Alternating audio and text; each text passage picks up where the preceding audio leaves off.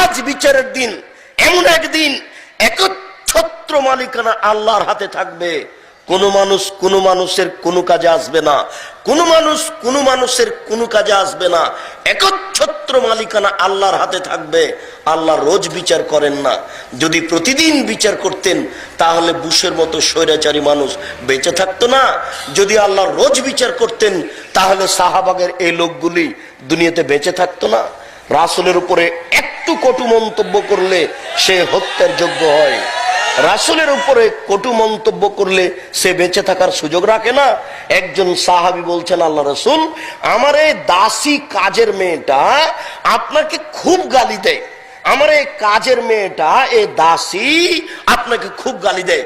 তো আমি গালি সহ্য করতে না পারে একবারে ছুরি তার পেটে চালিয়ে দিয়েছি, ওকে একবারে মেরে আপনার কাছে এসেছি। তো আল্লাহ রাসূল কিছু বললেন না। আল্লাহ রাসূল কিছু বললেন না। না তুমি অন্যায় করেছ। এ হাদিস প্রমাণ করছে কটু মন্তব্য করলে কারো বেঁচে থাকার সুযোগ নেই। বেঁচে থাকার একটাই সুযোগ আছে, তাকে তওবা করে ফিরে আসতে হবে। জাতির সামনে আবার বলতে হবে যে আমি রাসূলের উপরে কটু মন্তব্য করে ভুল করেছি, আমি কথা ফিরিয়ে নিলাম। জাতির সামনে কথা ফিরিয়ে নিলাম। এবার আল্লাহকে বলছি, আল্লাহ এতে যদি আমার কোনো গুনাহ হয়ে থাকে তাহলে তুমি মাফ করো। এই দেশের মাটিতে 90% জন মুসলমান, তার চেয়েও বেশি এই দেশের মাটিতে মুহাম্মদ সাল্লাল্লাহু আলাইহি সাল্লামের উপরে কটু মন্তব্য হবে। আশ্চর্য মানুষ, মানুষের ঈমান কখন হারিয়ে গেছে মানুষ নিজেই বুঝতে পারেনি। মানুষের ঈমান কখন হারিয়ে গেছে মানুষ নিজেই বুঝেনি। মানুষের যদি ঈমান থাকতো তাহলে এমনটা হতো না। শুনুন, শিপন শাড়ি পরে, লম্বা ব্লাউজ পরে, লম্বা হাতের ব্লাউজ পরে দেশে দেশে ঘুরেন। শুনুন, হজ মৌসুমে হজ করেন, রমজান মাসে উমরা করেন। শোনা যায় যে ফজরের সালাতের পরে কোরআন তেলাওয়াত করেন। শোনা যায় যে ফজরের সালাতের পরে কোরআন তেলাওয়াত করেন। যদি ঘটনা তাই হয় তাহলে ধর্মীয় অনুভূতি আছে। যদি ধর্মীয় অনুভূতি থেকে থাকে, 40 বছর পরে যদি বিচার চলে, এই কটূক্তির বিচার চলে না কেন? 24 ঘন্টার মধ্যে কটু মন্তব্যের বিচার করতে হবে, এটাই শরীয়ত। আমি আপনার কাছে আমি দাবি রাখবো কেন?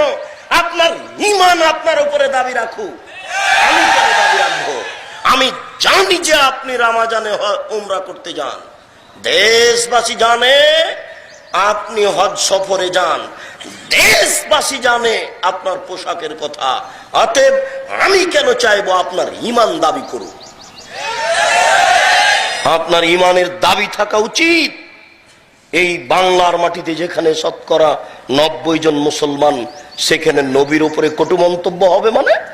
আপনার মতো এইরকম ধর্মীয় অনুভূতি মানুষের নেতৃত্ব দেওয়ার চেয়ে মাটির নিচে যাওয়া ভালো।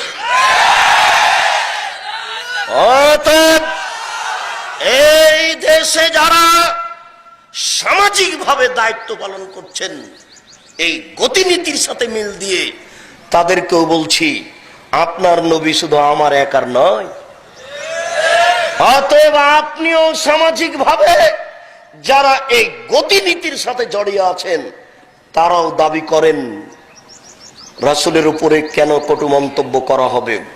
ও তুরাগ নদীর তীরে পেশাব পায়খানার উপরে লক্ষ লক্ষ জনগণের সামনে হাত তুলে দোয়া করা ব্যক্তি, আপনার সামনেও দেশের নেতা নেত্রী থাকে, দেশবাসী থাকে, আজকে আপনি কোথায়?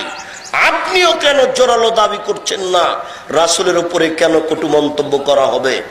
অতএব দেশে যারা নেতৃত্ব দিচ্ছে তাদেরকে জোরালো ভাবে বলতে চাই, আপনি তুরাগ নদীর তীরে বলুন, অবশ্যই কটু মন্তব্যের বিচার হতে হবে। শুনুন, যারা এই দেশে পীর হিসাবে দায়িত্ব পালন করছেন আমাদের খুব ভালো জানা আছে। ভোটের সময় তারা কিন্তু নেতারা কিন্তু আপনাদের বাড়িতে যান দোয়া নিতে। যারা পীর হিসাবে দেশে আছেন নেতারা ভোটের সময় আপনাদের কাছে দোয়া নিতে যায়, আপনাদের কবরে দোয়া নিতে যায়, আপনারা পীরের কাছে দোয়া নিতে যায়। কে যেন নেতাদের বলে দিয়েছে পীর দোয়া করলে একেবারে একেবারে সফল। রাজশাহী চাঁপাই নবাবগঞ্জের ভাষায় পীর যদি দোয়া করে তাহলে বানা পার। একবারে মাছ এই দিক থেকে লাফ দিয়ে ওই দিকে চলে গেছে, আর কোনো সমস্যা নেই।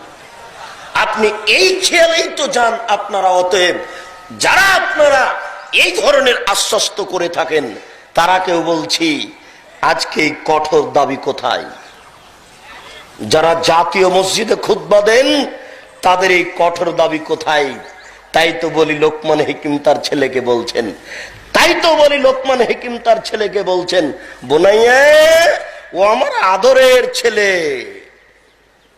আকিমিস সালাত, আব্বু সালাত আদায় করো, ওয়ামুর বিল মারুফ ভালো কাজের আদেশ করো, ওয়ানহা আনিল মুনকার মন্দ কাজের নিষেধ করো। বেটা ওয়াসবির আলা মা সাবাক, মন্দ কাজের নিষেধ করলে জেল সুলি ফাঁসি হবে। বেটা মন্দ কাজের নিষেধ করলে জেল সুলি ফাঁসি হবে। ওই সময়তে ধৈর্য ধারণ করিও। মন্দ বড় কঠিন, ভালো কাজের আদেশ করলে কোনো সমস্যা হয় না।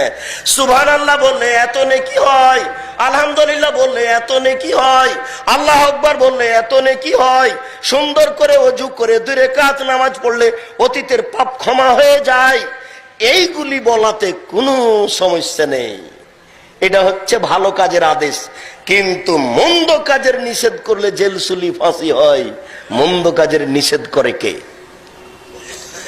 মন্দ কাজের নিষেধ বড় কঠিন।